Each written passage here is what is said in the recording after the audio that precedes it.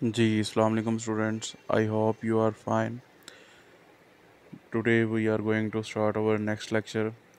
जैसा कि आप लोगों को याद होगा कि हम ऑपरेटर इन बेसिक्स के बारे में पढ़ रहे थे।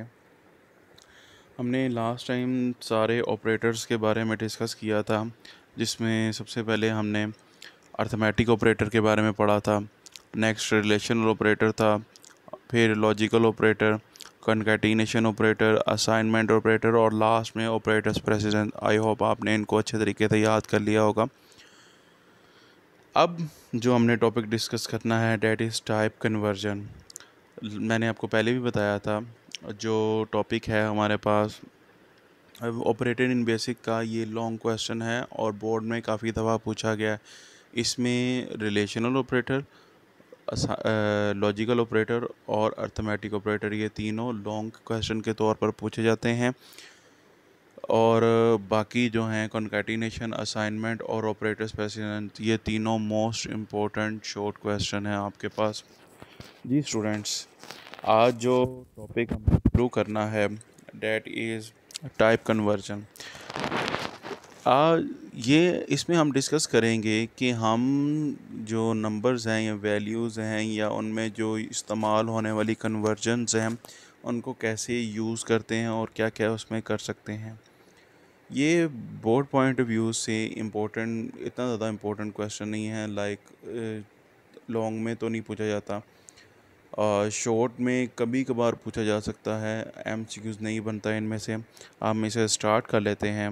लाइक आपके पास है, when the program tries to store one type of numeric values to the variable of the other type।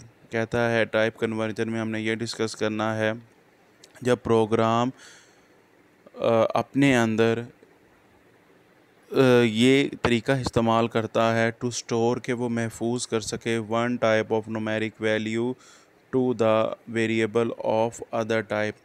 अब इसमें इस तरह से है कि अगर एक प्रोग्राम जो है वो अपने अंदर, आप लोगों को याद होगा हमने करैक्टर सेट के बारे में पढ़ा था, उधर हमने स्ट्रिंग वेरिएबल के बारे में, इंटीजर वेरिएबल के बारे में, सिंगल प्रेसिजन वेरिएबल और डबल प्रेसिजन वेरिएबल, इसमें ये बताया जाएगा अगर आपके पास एक आपने वेरिएबल लिया है, उसमें क्या आप at a time integer variable या at a time string variable, या आपके पास जो सिंगल प्रेसिजन है, डबल प्रेसिजन है, क्या उसको हम इस्तेमाल कर सकते हैं। GW basic perform the type conversion according to the following rule. अब GW बेसिक में वो हम कन्वर्जन तो कर सकते हैं, लेकिन वो कन्वर्जन किस तरीके से कर सकते हैं, इस चीज़ को अब हम डिस्कस करेंगे by using these following rules.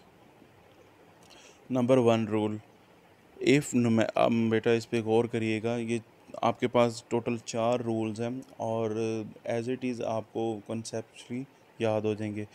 If numeric constant of one type is assigned to a numeric variable of different type, the number is converted according to the type of variable। अगर numeric constant में जो numeric variable है उसके अंदर जो numeric constant की value assign की हुई है, अगर वो डिफरेंट टाइप का है तो आप क्या कर सकते हैं उसको, the number is converted according to the type of variable. ये जो रूल्स हैं आपने एज इट इज़ रूल याद करने, अगर इसकी आप एग्जांपल नहीं भी मेंशन करते तो उससे इतना फ़र्क नहीं पड़ता। नेक्स्ट पॉइंट है, ड्यूरिंग द एवेल्यूएशन रन करते हुए ऑफ एन एक्सप्रेशन, किसी भी एक्सप्रेशन को अर्थमेटिक और रिलेशन, अर्थमेटिक की हो या रिलेशन की एक्सप्रेशन हो। लाइक एक्सप्रेशन था हमारे पास A is less than C या A is greater than B, that is expression. All of the operand are converted to the degree of precision of the most precise operand. Operand से मुराद वो value जिनको हम operate करते हैं using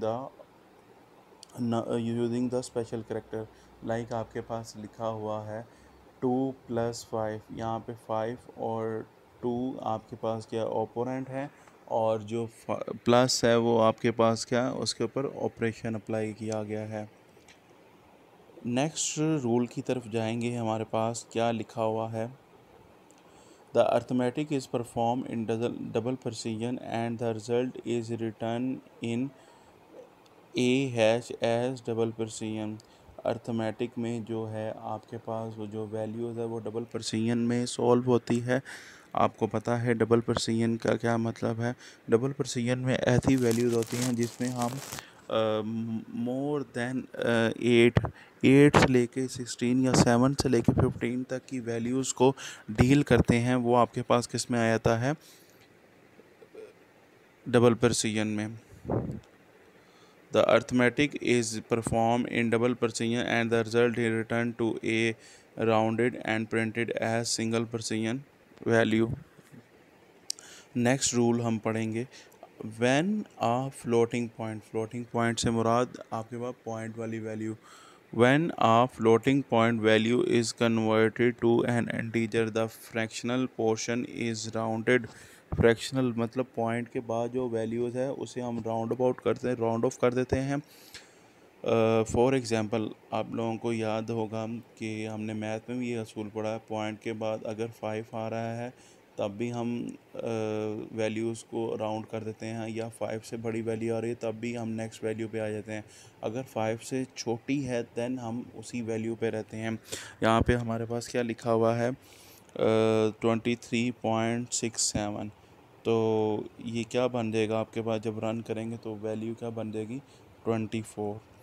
last point हम discuss करेंगे, that is a string variable can not be assign to a numeric variable. ज़ाहिर सी बात है कि हम एक स्ट्रिंग वैल्यू को एक न्यूमेरिक वैल्यू के तौर पर असाइन नहीं कर सकते। न्यूमेरिक वैल्यू में आपके पास नंबर्स आ जाएंगे, स्ट्रिंग वेरिएबल्स में आपके पास टोटली अल्फ़ाबेट यूज़ होंगे जिसको हम नंबर या वैल्यूज़ के तौर पर नहीं इस्तेमाल कर सकते। जी स्टूडेंट, ये हमारा एक शॉर्ट सा टॉपिक था जिसमें हमने डिस्कस किया टाइप ऑफ कन्वर्जन्स को। इनमें जितने भी पॉइंट्स हैं आपने इनको, ये पहली बात है ये आपसे शॉर्ट क्वेश्चन पूछा जाएगा, लॉन्ग क्वेश्चन में बहुत कम आता है। तो आपने इनमें से जो ये टोटल आपके पास 4 पॉइंट्स दिए हुए हैं, आप मैक्सिमम जो है वो 3 पॉइंट इसके याद रखिएगा। लिखने को आप सारे भी लिख सकते हैं लेकिन मिनिमम अपने 3 पॉइंट लिखने हैं।